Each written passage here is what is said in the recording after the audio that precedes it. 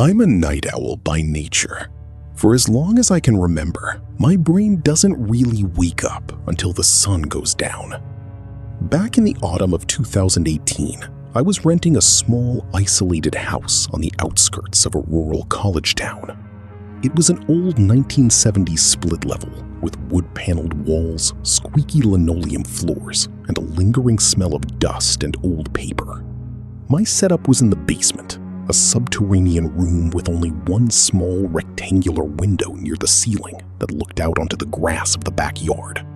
It was the perfect place for late-night video editing and scrolling through obscure internet forums.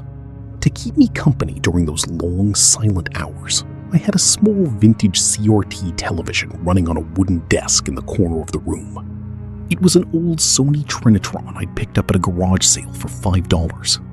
I didn't actually watch it. I just left it on for the low, comforting hum of the cathode ray tube and the nostalgic, warm glow of the screen. Mostly, it just played late-night infomercials, cheesy local car commercials, or public access reruns on low volume. It was just white noise to drown out the oppressive silence of the empty house. It was a Tuesday night, right around 2:15 a.m., when the atmosphere in the room shifted. I was in the middle of editing a short film, wearing my heavy headphones, when I felt a sudden drop in temperature. It was subtle at first, but then I noticed the low-frequency hum of the television had changed. The steady, rhythmic drone had turned into a harsh, vibrating hiss. I paused my computer audio, pulled my headphones down around my neck, and turned around in my swivel chair to look at the screen. The television wasn't displaying the usual fuzzy gray snow or a black screen with a no-signal banner. Instead, the entire display had warped into a deep, sickening shade of crimson. It wasn't a bright, vibrant red. It was the color of dried, oxygen-deprived blood. The light coming off the screen was so intense that it bathed the entire basement in a monochromatic red glow, casting long, distorted shadows against the wood-paneled walls. I frowned, thinking it was just a technical glitch, a blown capacitor in the old TV, or a bad signal from the local broadcast tower. I grabbed the plastic remote from my desk and pressed the power button. Nothing happened. The television remained entirely unaffected. I walked over to the desk, pressed the physical power button on the front face of the TV, and clicked it in. The button stayed depressed, but the screen didn't fade to black. The red glow only seemed to intensify, humming with a strange electrical malice. That's when the image began to resolve through the thick layer of digital distortion. At first, it looked like abstract shapes shifting in the static, swirling lines of dark gray and black cutting through the crimson background. But within seconds, the chaotic patterns hardened into a recognizable shape. It was the unmistakable silhouette of a human head. The background of the broadcast was entirely black, framed by what looked like the curved, distorted edges of a secondary monitor, creating a bizarre screen-within-a-screen effect. The face was completely bald, with deeply sunken features, hollow cheeks, and skin that looked stretched entirely too tightly over the underlying skull. It didn't look like a real person, but it didn't look entirely fake either. It had the uncanny, horrifying appearance of a hyper-realistic digital rendering or a heavily altered photograph of a corpse. But what made my stomach completely drop were the eyes. They were wide, bloodshot, and completely unblinking, staring directly out of the glass screen.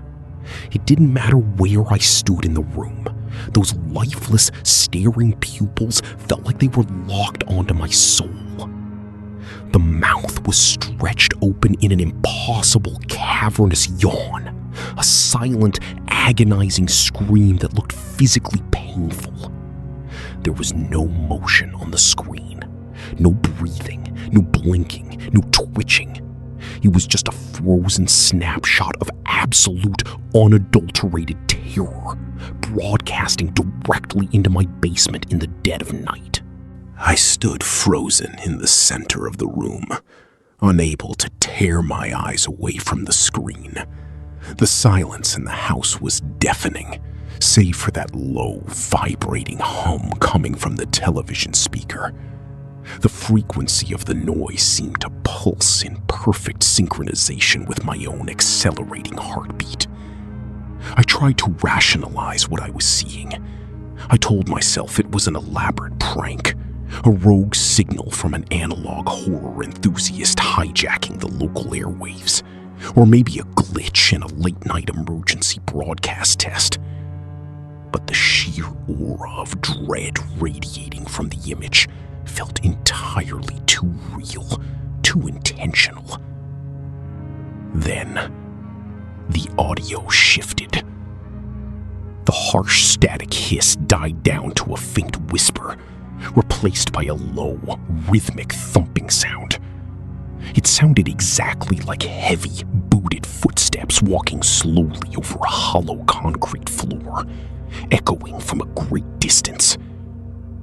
Layered directly beneath the thudding footsteps was a faint, distorted audio track. It sounded like a human voice speaking backwards, sped up and heavily glitched, creating an unnatural, chittering language that made my ears itch. A wave of primal panic washed over me. I couldn't be in this room anymore. I stepped forward, my legs feeling like they were filled with lead, and reached around the back of the heavy plastic television set. I grabbed the thick, rubbery black power cord and yanked it out of the wall outlet with all my strength.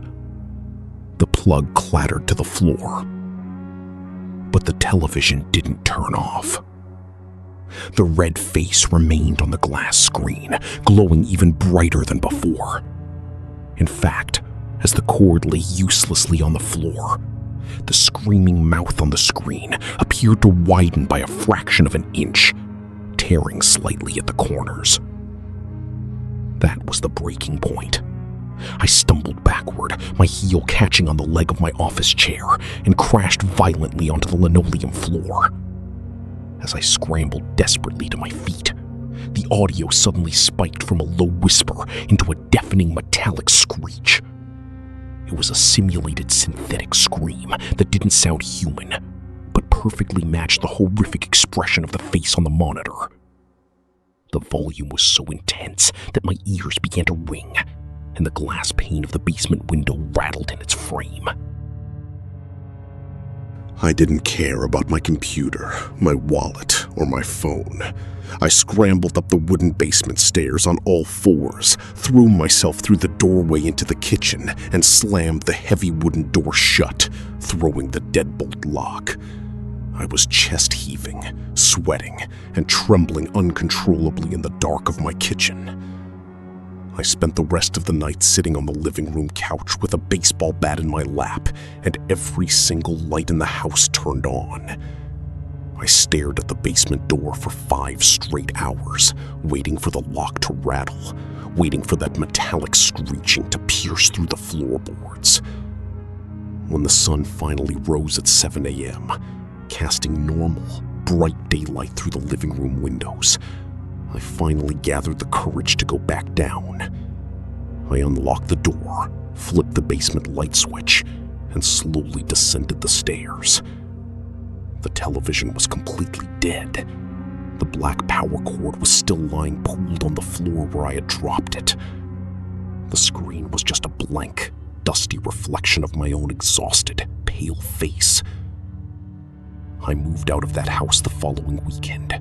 I broke my lease, paid the penalty fee, and left the Sony Trinitron sitting right there on the desk for the landlord to deal with. I haven't owned an old television since.